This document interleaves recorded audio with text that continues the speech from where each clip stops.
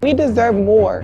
If y'all don't give us what we want, like, we say no. I need to pay. Something important happened before the game. As you know, the collective bargaining agreement is under discussion right now between the league and their players.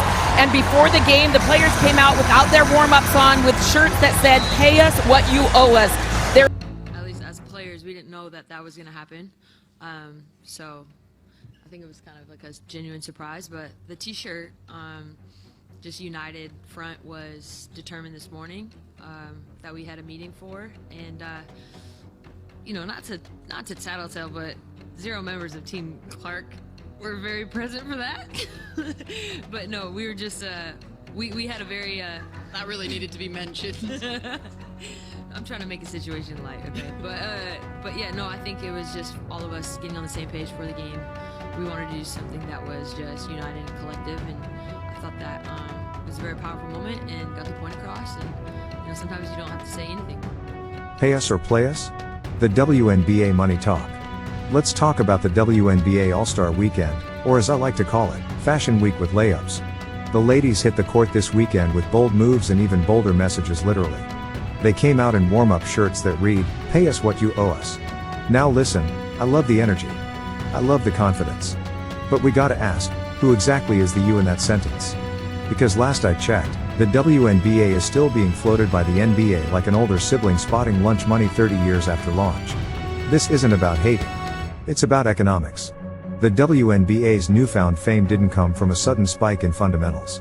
It came from the viral fairy dust sprinkled by Caitlin Clark and Angel Reese. It was drama, not defense, that lit the match.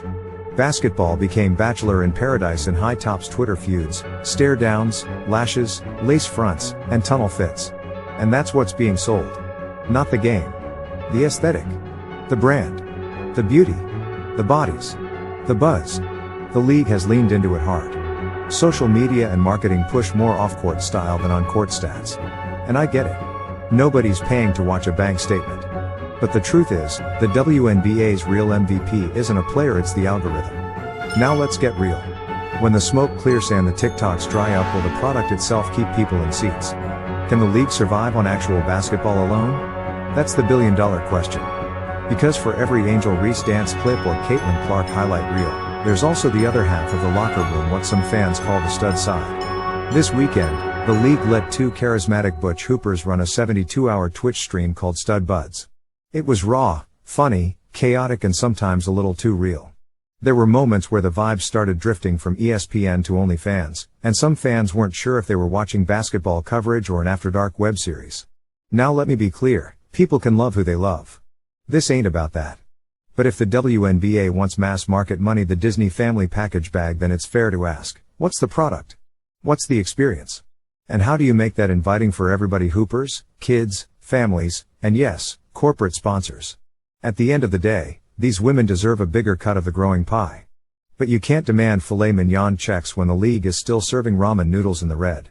The WNBA needs to figure out how to profit sustainably, not just go viral quarterly. Because when the trend cycle ends and the league has to stand on basketball alone, it better have a crossover as tight as the storyline. Until then, pay what's fair, grow the game, and cut the theatrics. Because one day, all the filters, followers, and fashion will fade and only the fundamentals will be left standing.